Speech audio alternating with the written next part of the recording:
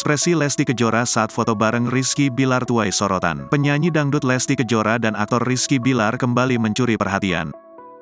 Kali ini gegara foto kedua orang tua Muhammad Leslar Al-Fatih Bilar atau Baby L itu. Pose mereka saling berpelukan dan menatap tajam ke arah kamera.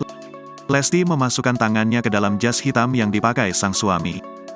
Sementara, Bilar memeluk erat tubuh istrinya yang juga memakai kostum berwarna hitam.